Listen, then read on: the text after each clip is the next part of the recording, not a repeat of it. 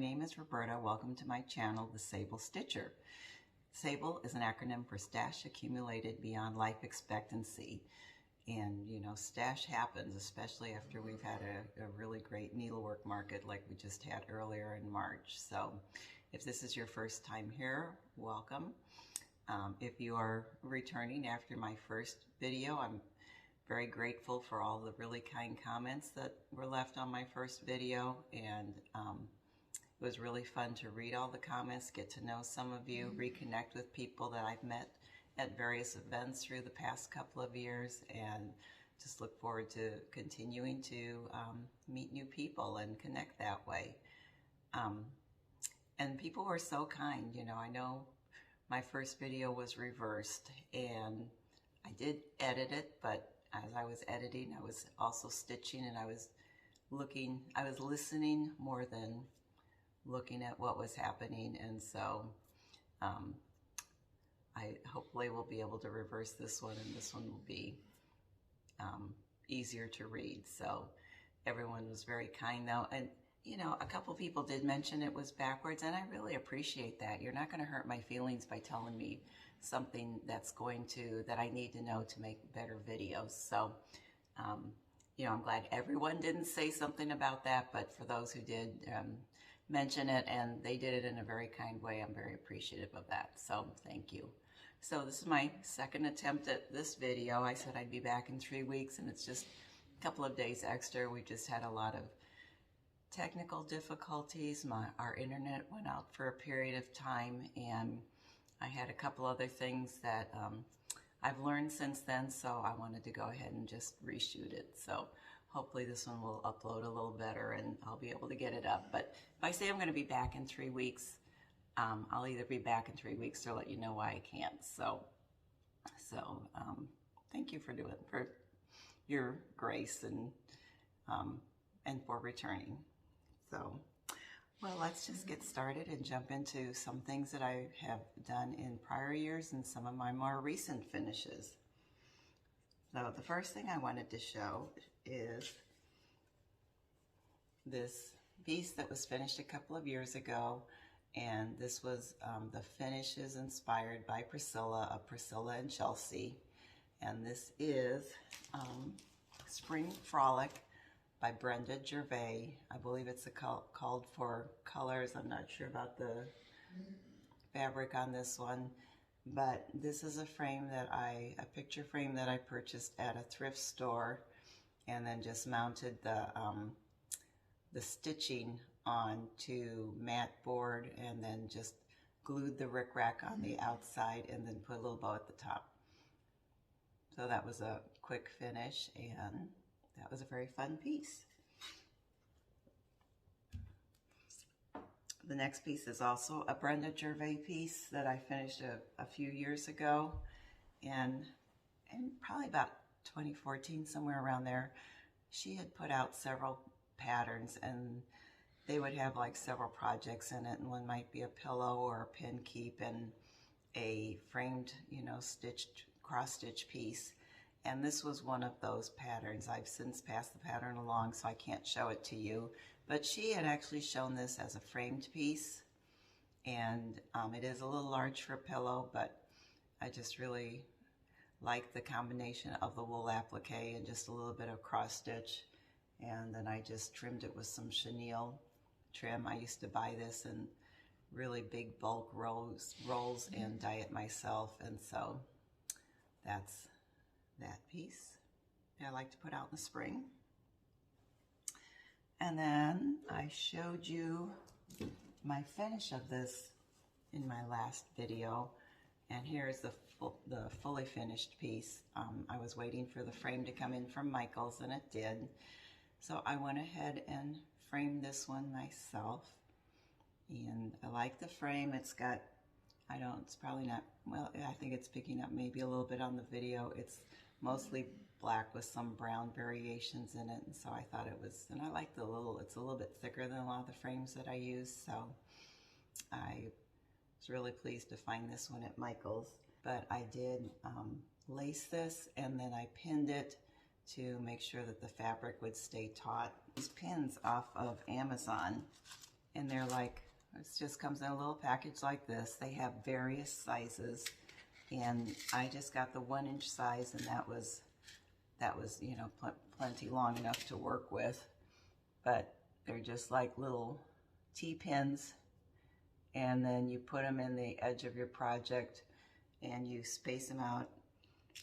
I mean, they were really tightly spaced, about a 1/4 inch apart, and then you just use that as you know, work your fabric to be lined up the way you want it to line it up in the back, and then you pin it on the edges, and it just kind of holds your fabric in place. So then another finish that I had showed you my work in progress on this last time, is Our Lasting Friendship by Blackbird Designs. This is a piece I've been working on with several ladies from our cross stitch group at our Quilter Station cross stitch group.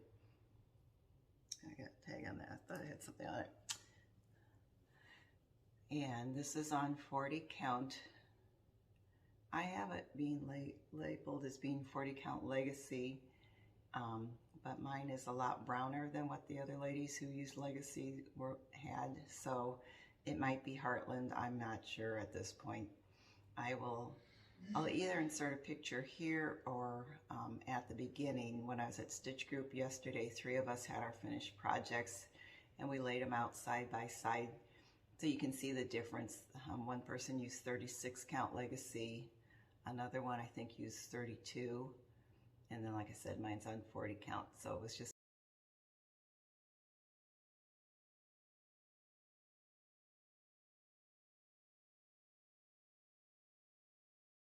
it's a very nice reminder of our stitch group and, you know, our friendship and time together, and so I'm going to get that one framed, and I'll enjoy using that one. So the next piece is something I had showed you. It was a Stacy Nash kit that was a market exclusive, and I believe I showed this in my last video. Yeah, I did. And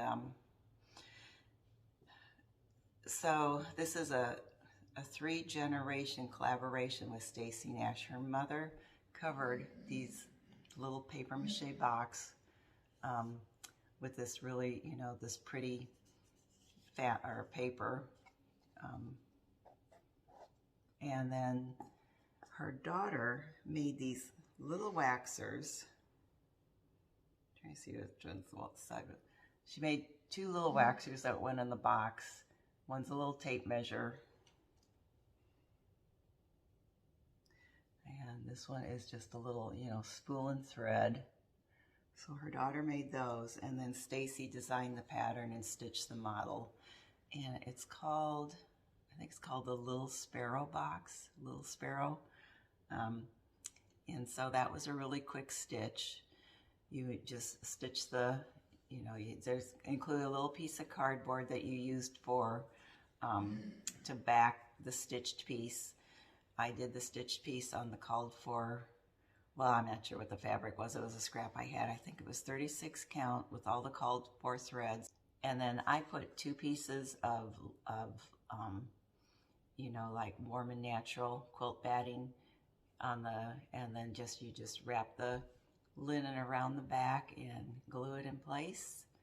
And so that was a quick thing to stitch and a really cute piece. So that was it for my recent finishes and some other finishes. Next I want to talk a little bit about works in progress, and you know, one of the big works in progress is working on this website to list upcoming cross-stitch retreats and guilds, and I had a lot of comments on that. A lot of people like the idea of having a central location where they can find out about upcoming cross-stitch retreats. Some people also suggested listing like shops, and that might be something that I do. You know, my main goal is connecting other stitchers. Someone had suggested listing shops or locations that have stitch groups, and so that would be kind of more of a long-term goal. Both my husband and I work full-time. He's working on developing the website and looking at, you know, the different kinds of platforms that are available, because I'm going to be the one to maintain it, and you know, I'm not the most techie people, but I can figure things out. But you know, things are set up differently, and depending on how intuitive it is to use and what its capabilities are, we just want to make sure that whatever we end up with is going to be something that works for the way I want to use it. And so that just takes a little time to get that figured out. And then I'm also still figuring out, learning what's out there and contacting shops, and everyone's been really great about getting back to me and letting me know details about, you know, what the best way is to find out about the retreats, or giving me some more details. So I wanted to just take a couple minutes and share that with you, to let you know what's coming up. And one of the things that has not yet been listed but is coming up is the attic, and they have some very, very popular retreats. And basically what it says on the website and what they told me is that when they open registrations for a retreat, they usually fill up within minutes.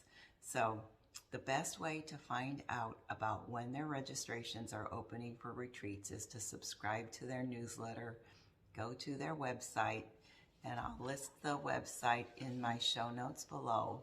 But go to the attic website, sign up for their newsletter, and then keep an eye out for that, because when they say, you know, our registration is open at, you know, 8 o'clock, you know, our time on this date, you need to be ready to submit your registration at 8 o'clock so that you are, you know, in line to be able to attend this retreat.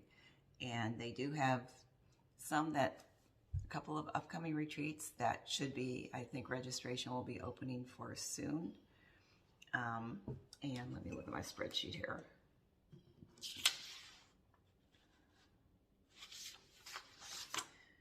So they have Bristol weekend is going to be June 10th through 12th of this year. I have not seen that the registration is open for that yet. The other one is Summer School is very, very popular. A lot of Flosstubers that you may follow have been to it and shown video from that. That will take place August 19th through 21st.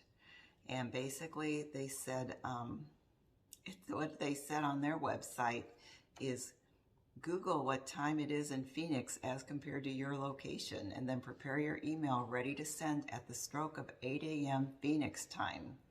Please do not send it at 7:49 as those emails are disqualified, I guess, or even 7:59. And by 8:04, the event is typically full. So it does fill up really quickly, but you know, if you are not able to get in, you might be on a waiting list. And like I mentioned last time, if you're on a waiting list, you know, I bet there's always a chance that you could get in. So go ahead and keep an eye out for that one if you're interested. And then they also have one coming up on November 11th through 14th, and that's I'm not sure how you pronounce this, Jackie Duplessis. So that one is also one that's coming up. And so just, like I said, sign up for their newsletter and then keep an eye on your inbox for when that comes in, because it's not something that is emailed on a specific date. I think it's just kind of whenever they have the information or ready to send it out, that's when it goes out. So another one that has some openings in it is the Country Sampler. And the Country Sampler has a newsletter that comes out every Thursday. And a lot of it is the same content, so you have to kind of be careful and scroll through and see if there's something new about upcoming retreats. You might have heard Country Sampler has a retreat in the summer called Stitch Camp, and that one is already filled and the wait list is closed on that one. But they have another one coming up on October 11th through 14th called Boxwood and Berries, and it is a small retreat. There's only 30 registrants for that one, and the designers are going to be Maggie Bonanami, so it will be a wool applique project, and Vicki Jeanette from Needlework Press, so it will be wool applique and cross stitch. If those are two of your interests, you might look into signing up for that, because That one, when I talked to them, and it's been a little while now, they said they still had 4 openings for that one. I've known someone who went to it last year and showed pictures of it. It looked like a great event, and actually I am registered to go to that one because I've never been to Country Sampler, so that's worth a trip in itself, right? And but then just to have an opportunity to take a class from these 2 great designers, that will be a lot of fun. I don't know the cost on that yet. They didn't have it listed. A lot of times a big component of the cost is the cost of the project, so they are waiting to hear back from the designers what the cost of the project will be, and then they will announce that. So another place where there are still openings is the Silver Needle, and the Silver Needle is in Tulsa, Oklahoma. They also have a summer stitching event in July, and this is an annual thing, and this is a very big event. I would say they have about 175 people that attend that event. I've been to that one before, and I'm actually going again this year. That one is full, and I don't have a note if their wait list is closed or not. I think they did tell me that they have so many on the wait list, they're not likely to get through the whole wait list. But the designers at that one will be Paulette Stewart from Plum Street Samplers and Kimberly Nugent from Samplers Not Forgotten. And just for your information, that the cost of that retreat is $375. That does include, I think, a couple of lunches and at least 1 dinner. So keep an eye if that one's something you might be interested in next year. What they told me is, I actually did not subscribe to their newsletter. I'm subscribed to their newsletter now. Their newsletter and then their website is also a really good way to find out about their upcoming events. And if you go on their website, they have a tab at the top for info. And if under that tab, they have another tab or icon for events. And so under events, they have all of their upcoming workshops listed. So they do still have openings in a couple of their upcoming workshops. And those are in May 11th to 12th, and there's 2 sessions, May 13th to 14th. They're going to have Erica Michaels Designs and Michelle's Ink. And that you'll be doing one of Erica Michaels' strawberries, or she'll give you the pattern for the strawberries.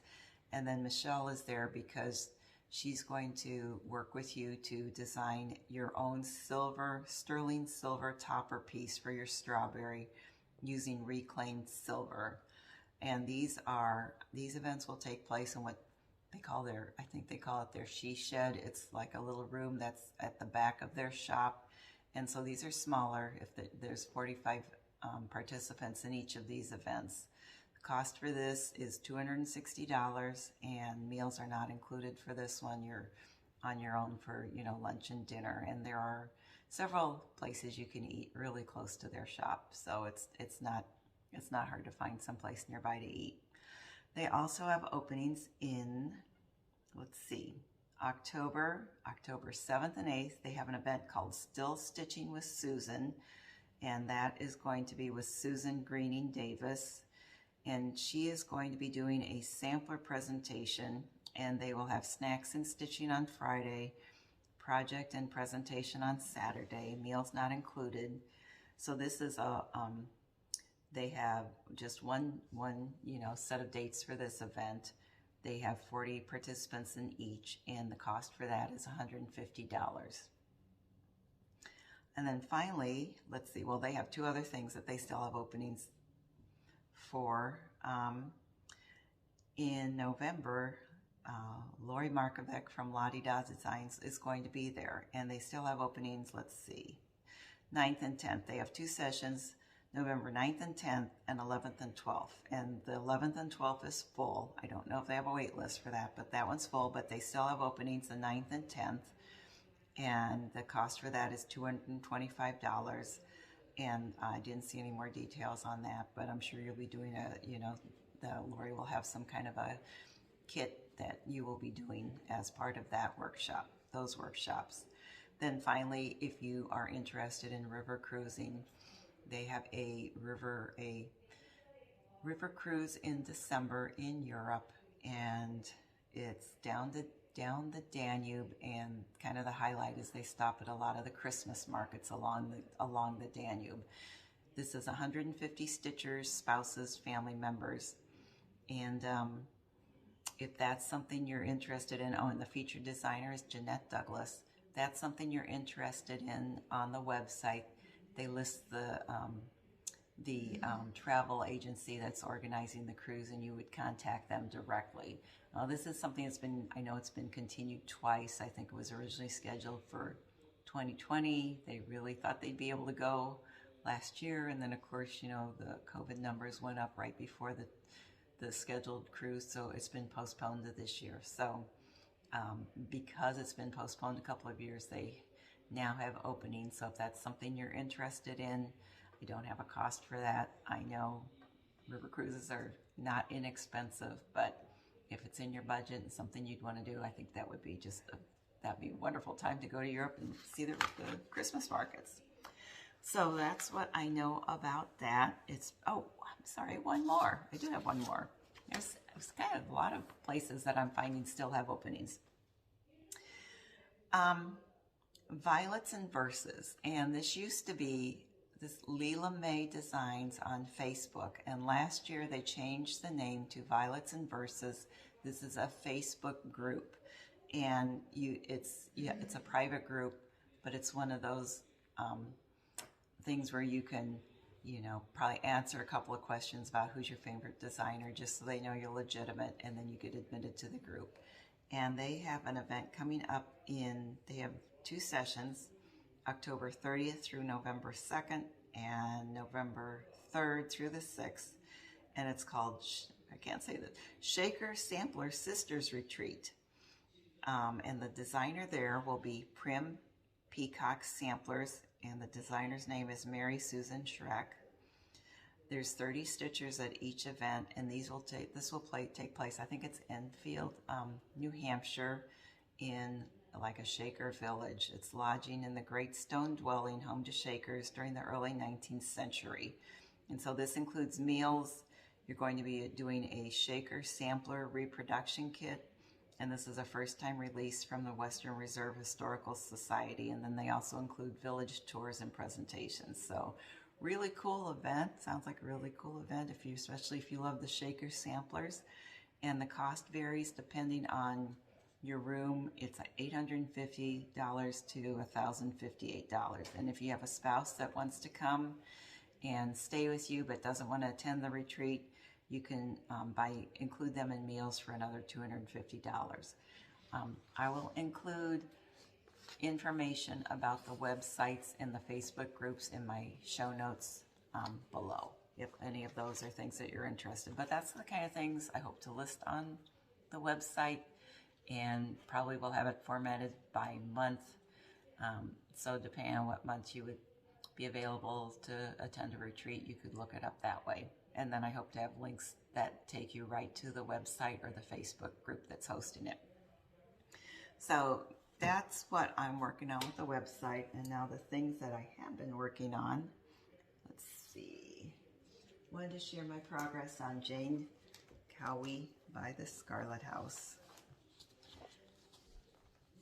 And this was something I was looking forward to starting. I think I might have started this a little bit before my last video, and I did not make a whole lot of progress because I made a lot of mistakes that I ended up doing a lot of frogging, and I was not very happy with Jane for a while. I don't know why I had so many issues, if it was just I was so distracted by the pretty bright colors, I don't know, but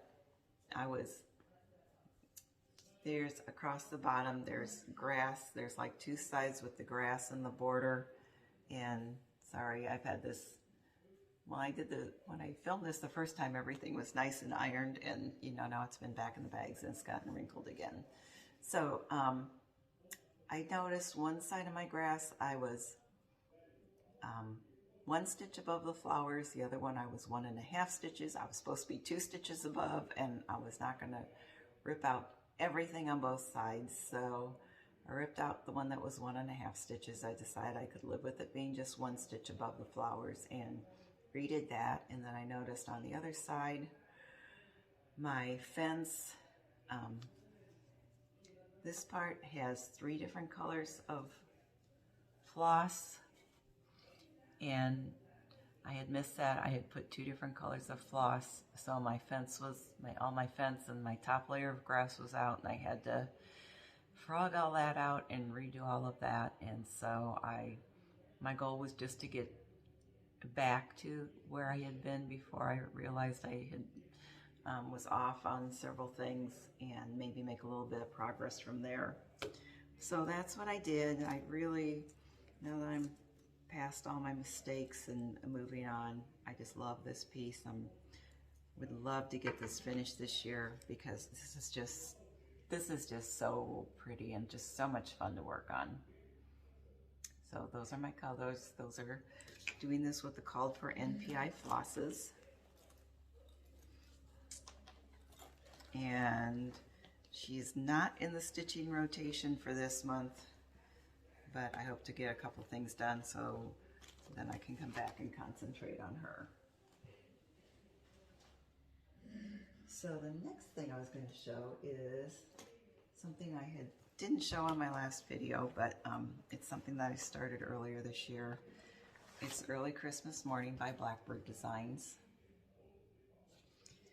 And earlier this year, I think I started this in December, I did the banding, the part that goes around the edge of the drum. I have all of that done. Merry Christmas. It might look like it's a small border there, but that will be enough to turn under. It's a very tight, looks like it's really tight. So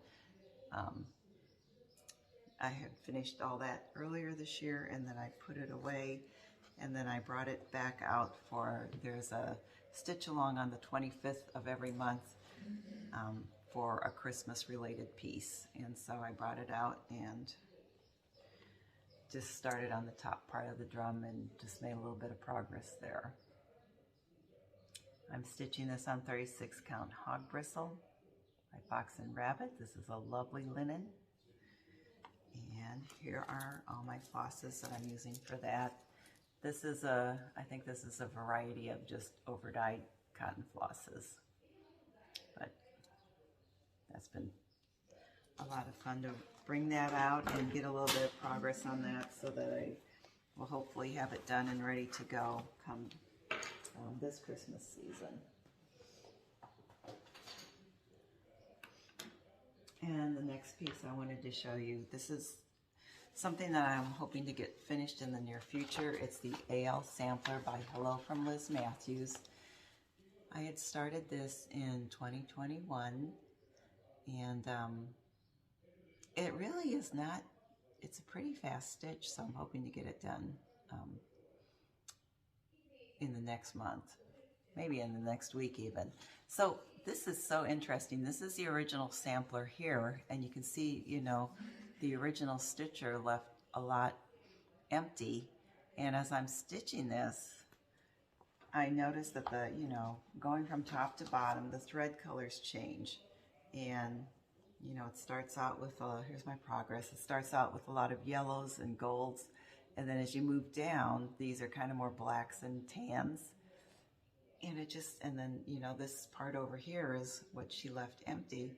It just kind of makes me wonder, you wonder why she didn't finish it. Did she lose interest? Did something happen with her health or circumstances? Or I'm wondering if she ran out of thread. I mean, it's just so interesting to do these pieces based on, you know, that are actual reproductions, and just kind of wonder about the stitchers and what their lives were like. And so I like this one because I like the muted colors. I love this one. It came out in market in 2020. I loved it right from when I saw it, because I love the colors. And then I also love the motifs. This is from a Pennsylvania German sampler, and my heritage is mostly German and a little bit of Swiss. And so this is probably the kind of pieces that you know, my ancestors would have been doing. So that really appeals to me, to have that kind of connection with my heritage that way. And here are the four colors. These are all MPI silks. And so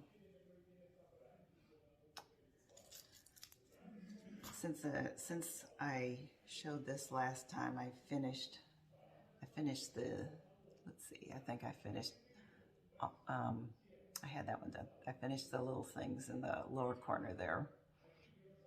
So not a whole lot of progress, but it didn't take very long, and I think that I should be able to finish it in the next week if I have enough time in the evenings for stitching that. So this will be my evening stitch next week, you know, and the hope to get that one fully done. Okay, so what was interesting was at Stitch Group yesterday, some of the ladies were talking about how when they first started doing cross stitch, they didn't understand why so many of the pieces had alphabets on it, and they, you know, thought, well, that's, you know, why do I want to stitch all these alphabets over and over again? And then once they learned about the history and, you know, how little girls used to stitch these pieces to, you know, probably learn their ABCs. I mean, if they're only like 7 or 8, they're probably just learning, you know, back in the day, they were probably just learning how to read. But they also did it because they wanted to know how to mark their linens, you know, and really I love history and feeling connected to previous generations in that way, even though they were, you know, little girls and I'm, you know, not anymore. It's just really interesting to me, and I just really like that, having that feeling of connection with those that have gone before us, and, you know, just appreciative for the things that they had to put up with in life, the many hardships that they put up with, and just paving the way for us, and, you know, nowadays, and leaving us such beautiful reminders of them and what their lives were like. So that's why I think that is just part of the reason why I love stitching samplers. But so then I had a couple of new starts. These were my April 1st starts. I had to think, what month is this? Because the year's going fast, isn't it? And one of them, I got a tiny start on Anton Ufendel. And when I had this kitted up, as far as I had a piece of linen in there, and when I was looking at the details of starting this, I realized I didn't have a big enough piece of linen.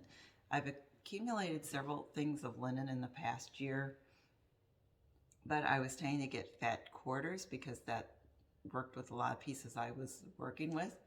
This one is a lot bigger. She's 320 by 378 stitches, so I needed a bigger piece, or at least like a fat half.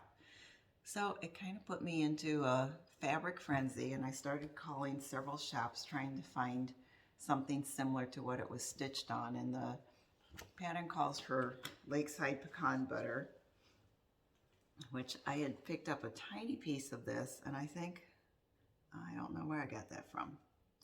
I have a very tiny piece of Lakeside Pecan Butter, so I used this kind of to gauge what color it should be, and called several shops. And one of the shops I called was Lynn's of Madison, which I was not familiar with her before. I've never ordered from that shop before, and she was so helpful.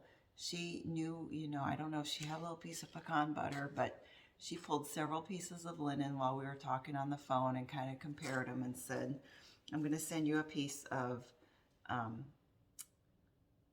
Seraphim Sand Dunes. I think that's the closest match, and it is really, I mean, look at that. It is really, really close. So if you're looking for something that is similar to Lakeside Pecan Butter, this Seraphim Sand Dunes I think is very, very close. So she sent me a fat half of that, and I don't know if shops, this is something shops had been doing. You know, it used to be a lot of times you could say I need a specific size and they would cut to order. And I don't know if shops are just so busy that they can't do that anymore, but I mean, it's fine. I'll use whatever is left over for something else, but that's what, you know, she said, well, I don't really cut to order. I just have these pre-cut pieces that I can send you. And so that's just something to keep in mind. If you have a specific size, you're probably going to have to order like the next standard size up. And so here's my tiny, tiny progress on that. I was just so excited to get it started. And so I just was able to get that much done on Friday. And here are the flosses that I'm using. I went ahead and got the Vicki Clayton silks for this. I'm very glad I did, because I did kind of kit it up at the last minute. And this is a lot of silk.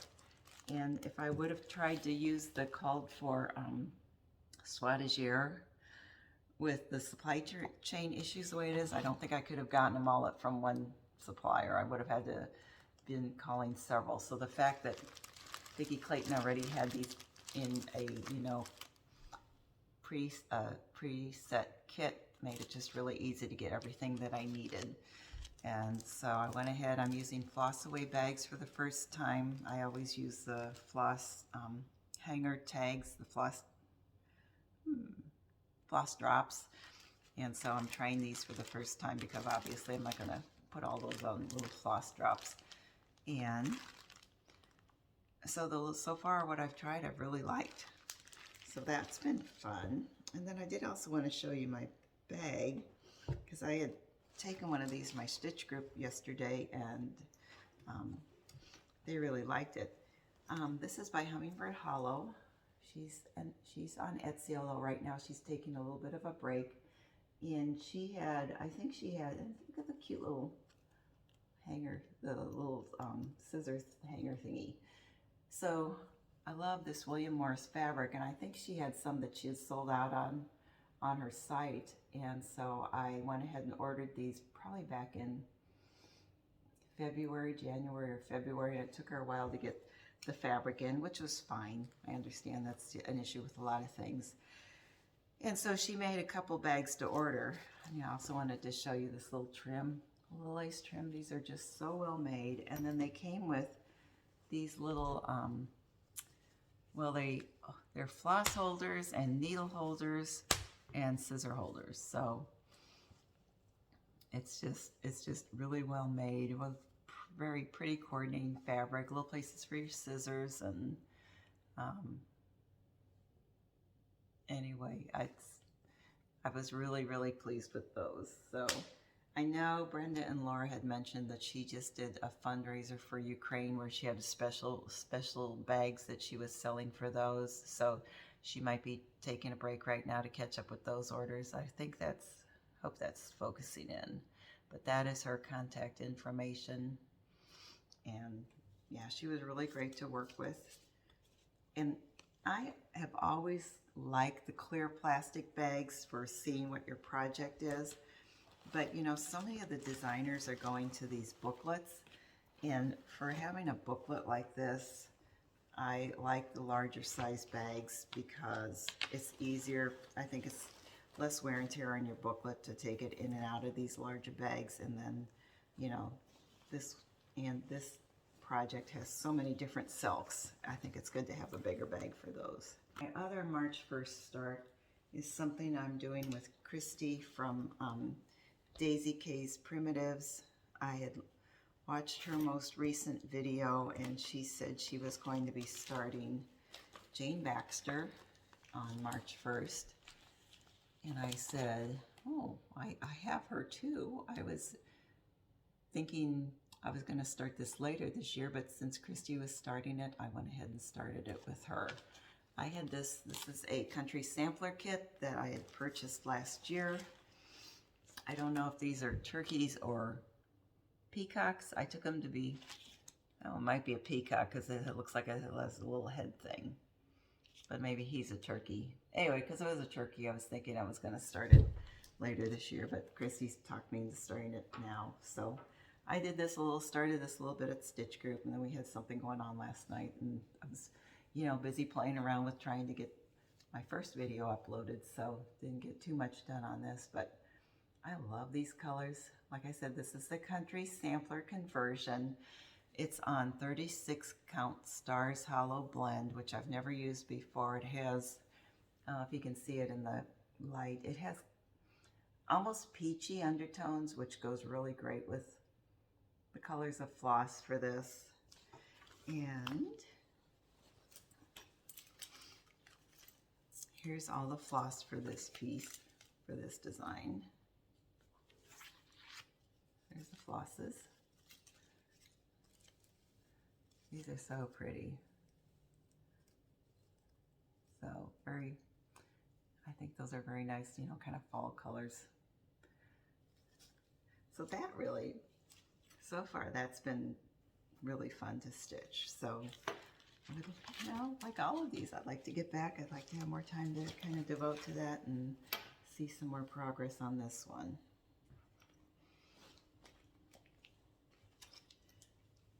And then I had showed this in my last video, and I didn't make any more progress, but once I finish the AL sampler, the Liz Matthews AL sampler that I just showed you, my goal is to get back to this one and focus on this, and I decided I do want to try to get this done this year. This is not that big. I saw, I think it was Kim Goldman, the Contented Stitcher. She had hers, has hers finished, and it is so pretty. And then also Dina, who is the Nightly Stitcher. I saw she is working on this too, and I said maybe we should do a stitch along to try to finish it. I think she'd finish it way faster than I would, because she seems like she's very, very productive. But I do want to get back to this one and try to get it done this year. So this is also one of the guilds I belong to, has challenges, and one of the challenges is they had a couple of samplers you could pick and say, I'm going to finish that, you know, by September, which is when the guild, when their year resumes. And I picked Caroline Amelia Trawl for that one, so I need to get working on that to try to get that done.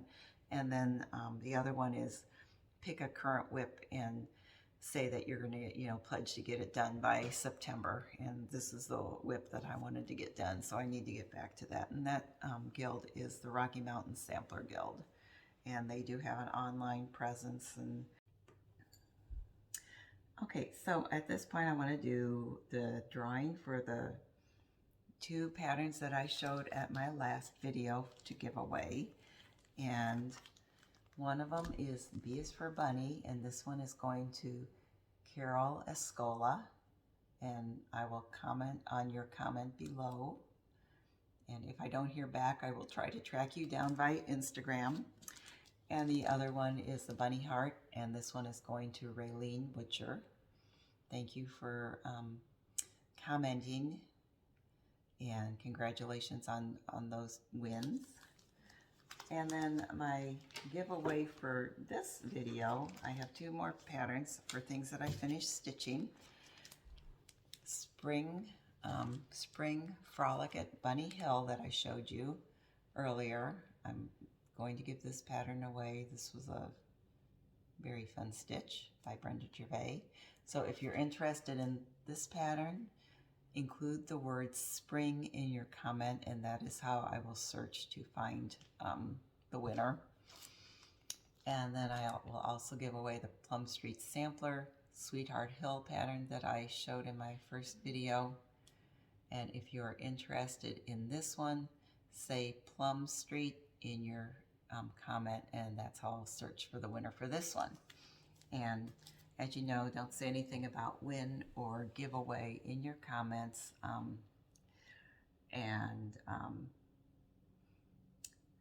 And if you, I would like, you know, I'd like to get to know those who are watching a little better. And so my question, and just for any comments, whether you are interested in entering the drawing or not, is I'm wondering how many people are monogamous stitchers and how many people are working on several projects at once. And if you're working on several projects, Do you have a specific stitch or rotation, or is it just kind of, or maybe you're doing whip go, or is it what your, you know, kind of what your heart's desire for that day, or what you feel like picking up and stitching? So I would just be interested in getting to know people better and finding out what your usual practices are for your cross-stitching work.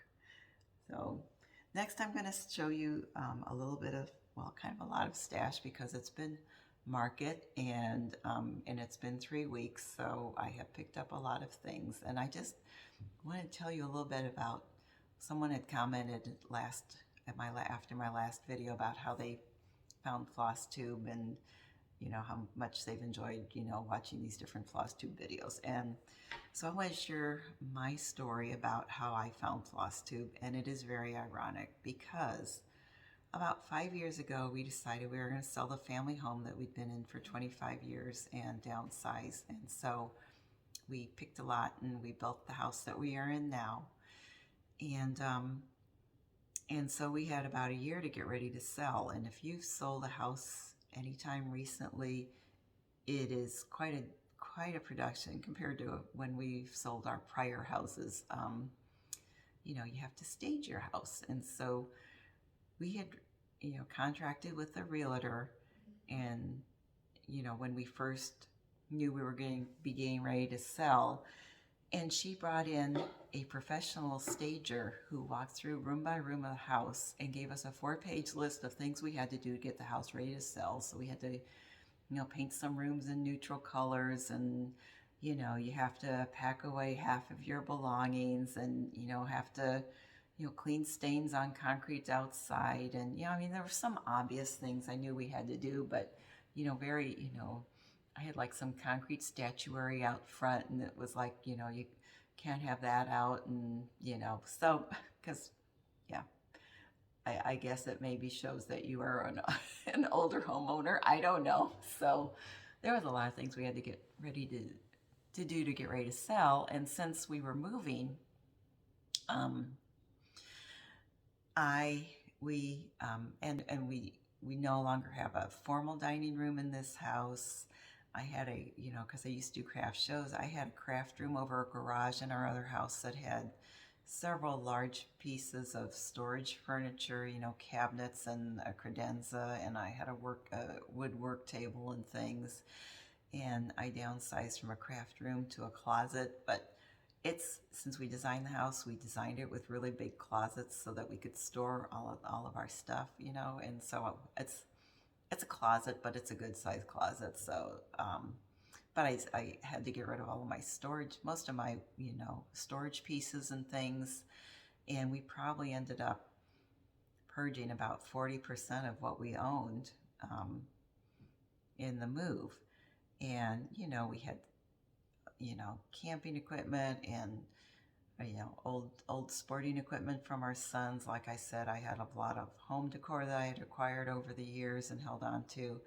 So it's hard to let go of stuff. And I started watching a lot of videos on minimalization, and, you know, I read Marie Kondo's book on, you know, the life-changing art of, I forget what it is now, sorry, but, you know, the book where she talks about how to give away all your stuff. And it's really brilliant because she does it in steps. And like the first step is you get rid of all your, you know, excess, you know, paperwork. And then you know, go through maybe your clothes and get rid of all, you know, the clothes that you are no longer wearing or don't, you know, fit or whatever.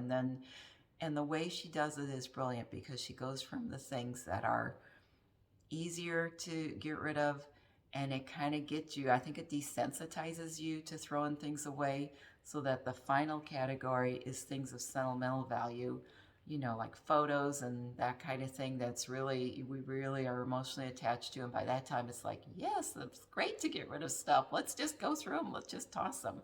So I was watching a lot of videos on people talking about downsizing and you know, and being minimalists and things. And here I come on Flosstube, which is the exact opposite about, yes, you need these patterns. You need to go get this designer. And it's like, yes, I do. I need this linen. I need these patterns. And so I need to kit everything up. And so it's very ironic that in the midst of learning how to downsize and get rid of everything, I stumbled onto the thing that has made me probably the biggest hoarder of craft things. So that's just how it goes sometimes, I guess, and I enjoy it, so it's okay.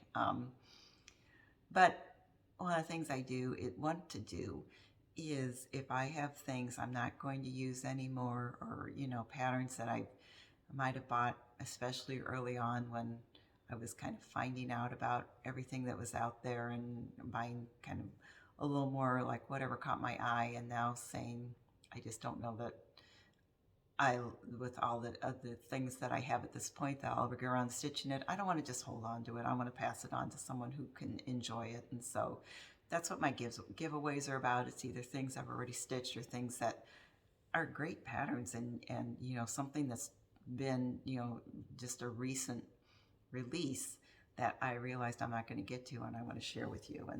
And as we go, and I hope to meet some milestones, I have some kits too that I will include in my giveaway. So that's my plans for the future. But just now onto my stash. One of the things I wanted to show is something I had gone to a recent book sale, and I got this for $1. I don't usually get really good deals like that, but I saw this mentioned. I watched a Kitten Stitcher video from several years ago where she mentioned this, and then recently Country Stitchers had mentioned it too. So I just started looking into it. I don't know that I can recommend it yet, as far as, oh yes, you need to go on Amazon and spend $20, or or eBay or something for a used version. It was written in 2003. And so just from my starting to look through it, it looks like it lists a lot of, it assumes that everyone's working on Aida cloth. It does, so that's just from when I sat down and started reading it so far. But I think it will have value because it does list the different kind of stitches. It talks about different kinds of linens, needles, I think, and doing things in different colorways. So I think I just need to look into it a little more. But for $1, and it's in really good condition, I couldn't go wrong. So that's something that I picked up recently. Then I had some things that this just arrived, and this was something that I had ordered back in December, I think it was. There's a Facebook group called Homespun, what is it? I think it's Homespun Samplers.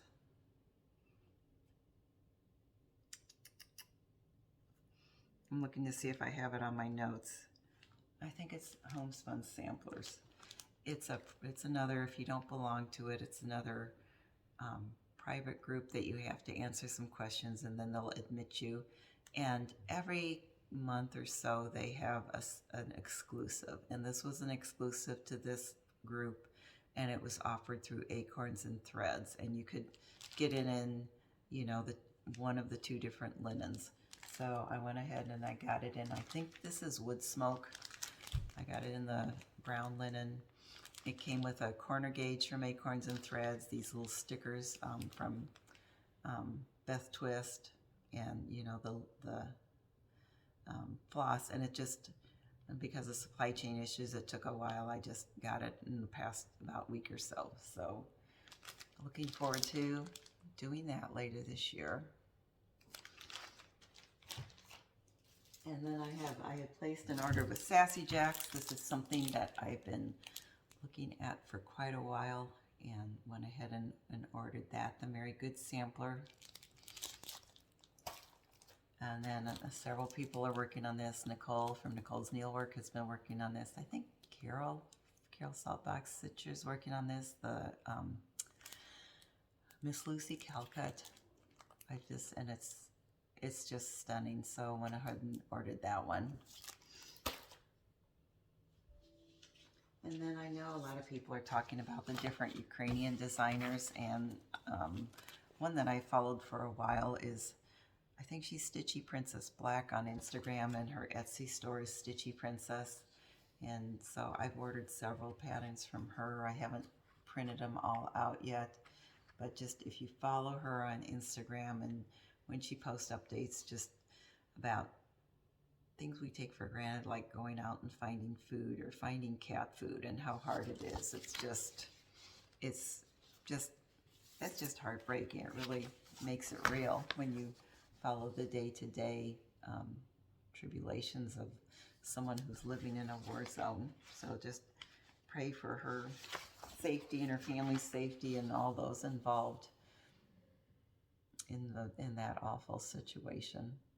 So she has a lot of things on her Etsy shop, and she actually has them discounted right now. And she said the funds, you know, that when they do get things in and can buy it, you know, the funds help her for providing for her family. So I know there's other designers out there as well, but she's the one I have stumbled on and that I have, you know, purchased from directly. So I just wanted to show you a few of those. I hope to get started on something because I know it means a lot to her to see where people are working on her things and thinking about her. But so it's stitchyprincess.etsy at Etsy. And she says, I said that is, and so she is Stitchy Princess Black on Instagram if you want to follow her there. So I was able to pick up the Blackbird book at my local needlework shop, and this is a fabulous book. I didn't have any of these patterns, and so I thought I need to figure out what I want to work on, and I think this is one I would like to go ahead and get and kit up and work on, and it calls for 36 count doubloon, and I did have that in my stash. So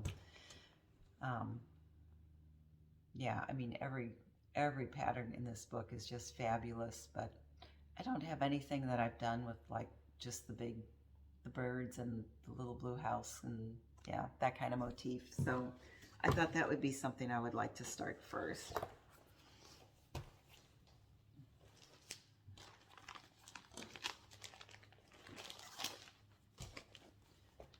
And then I also picked up the Needfuls by Scarlett House, because I am just, for some reason, I'm just really attracted to all the little stitching smalls this year. Just love that piece. I would like to do that. I love the coverlet design. I love the ABCs. You know, I think this would be really cute. And I showed it my last video. I had also got the Brenda Gervais has a book of stitching smalls out, and I got that. And I had a small piece of the called for baked clay in my stash.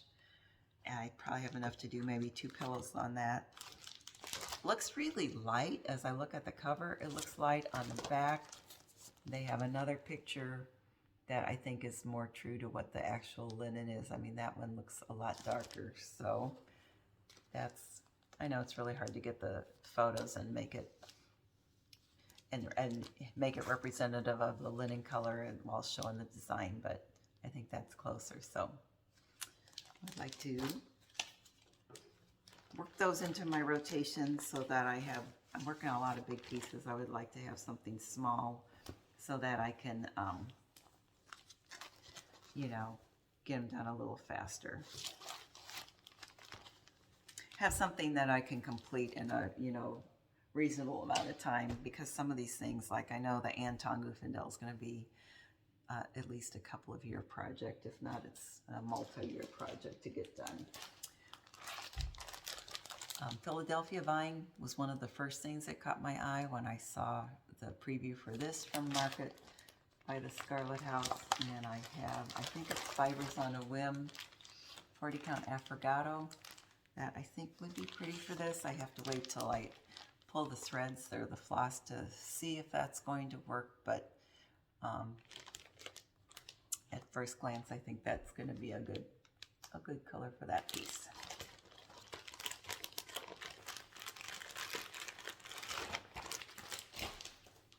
Needlework Press had a couple that I really liked. Sarah Allen. And so what they said on this one You know, it was one I had to see in person to really know that it was going to be something that would appeal to me. It's very heavily stained. They stained it after they sewed it. What they said is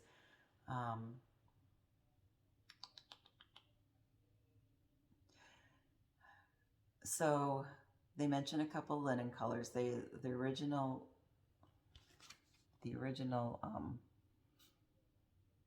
piece, you know, is really dark and stained looking like that. And so they mention linen, but then they say, Sarah's bright colors are toned down with age, so we antique the finished sampler with Tim Holtz Ranger Distressed Oxide and Ground Espresso and Linen. So if you want something that where the stitches or where your floss shows up a little more, I think that's easily achievable just by not staining it after you stitch it. So I thought that might be pretty on Needle and Flax's Brea. So that is what I'm putting this with and hoping to finish kitting that up. And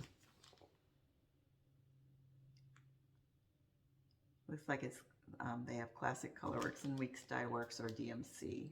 But DMC is all approximate, so I think I'd probably go with the overdyed flosses for that one.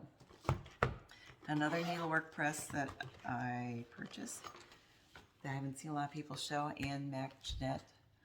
I just love I love the little deer. I think I like the yellow. I think the things that appeal to me, look at that border. I think that is a stunning border. Like I said, I like the deer. I like the yellow flowers on the kind of the gray linen. And I have some Confederate gray that I think would be great with that. So it's Ann Mac Jeanette. And then Christy Barron by Erica Michaels. This was one that as soon as I saw it, a preview of it for market, I thought, oh, I just love that. I'm not a huge red person, but I just think its use in that, again, the border is so pretty, the motifs are really pretty, but this is one that really caught my eye. And in my linen frenzy, I ordered linens from several different suppliers to try to see what would work for Anton Ufendale. And this was one that someone had sent me, and it's Fox and Rabbit Eureka in, doesn't have a count circled. I think it has to be 40 count. I think that would be really pretty. That's a really nice light neutral that I think would work for that. And then finally, Samplers Not Forgotten. Oops, not quite finally. I have a couple more things. One of them is 2 by Julia. Of course, the house and that border, and so that's a really pretty one by Shakespeare's Peddler, Teresa Vanette. And then Samplers Not Forgotten always has such cute kits. And one of their kits this year is this Patriotic Heart, and I just thought that would be a nice addition to a dough bowl where it's a little different from, you know, just a square pin tuck pillow shape. So it comes with, it's a kit, so it comes with the linen and floss and finishing ribbon.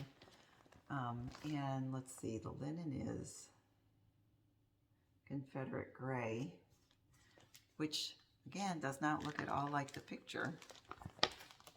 But I know that, you know, like, I know from when I take pictures on Instagram, a lot of times things are either they usually come out way lighter in the photo than what they are to my eye. So I think that will be a lot of fun to stitch.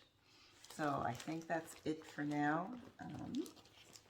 I plan to be back in 3 weeks, as long as, you know, the internet works and I don't have technical issues. So yeah, please comment, and I hope you like this video. I hope you subscribe. I really have enjoyed getting to know, you know, several people, and some people I have already followed, you know, via Instagram and that sort of thing. Oh, and my name on Instagram is Roberta Lyle, Lyle. Several people asked me about that. Yeah, and I'm just looking forward to getting to know you a little more through your comments. So until my next video, just I just hope you have lots of time to stitch and every day, and that you are enjoying working on something beautiful. So bye for now.